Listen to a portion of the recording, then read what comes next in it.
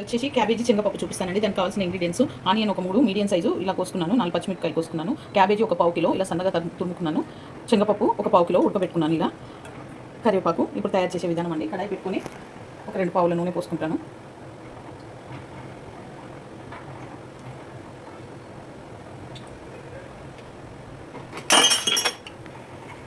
ఇది వేడి కావాలి. ఆయిల్ వేడెక్కిందండి. ఈ ఆనియన్ పచ్చిమిర్చి వేసేస్తున్నాను.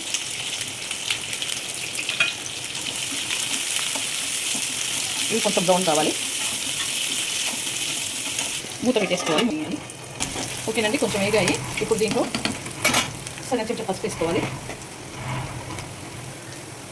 సగం చెంచా పసుపు, సగం చెంచా అల్లం వెల్లిపాయ పేస్టు,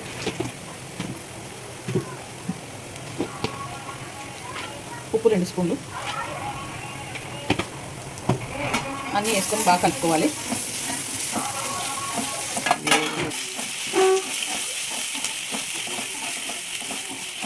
ఓకేనండి, ఇవి వేగినాయండి. ఇవి ఇప్పుడు దీంట్లో క్యాబేజీ వేస్తున్నాను కడిగి.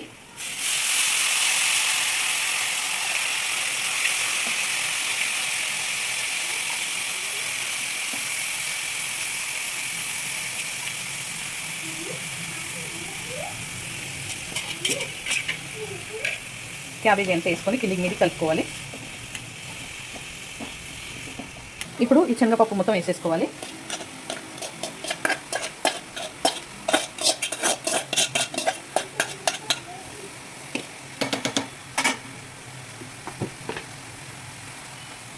ఒక 3 స్పూన్ల కారం వేసుకుంటున్నాను.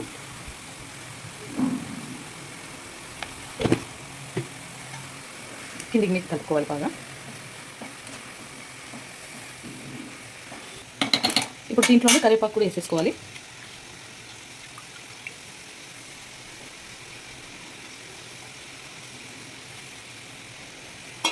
కలుపుకొని మూత పెట్టేసుకోవాలన్నమాట.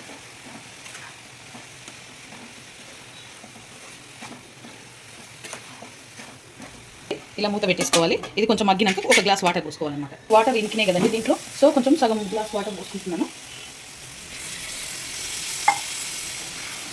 ఇది ఉడకాలి కొంచెం. సిమ్లోనే పెట్టుకొని మంట మూత పెట్టేసుకోవాలి.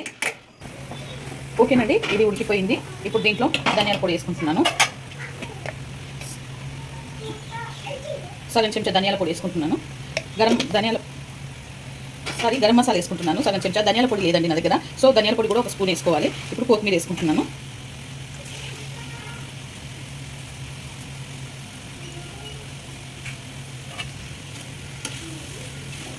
వేసి బాగా కలుపుకోవాలి.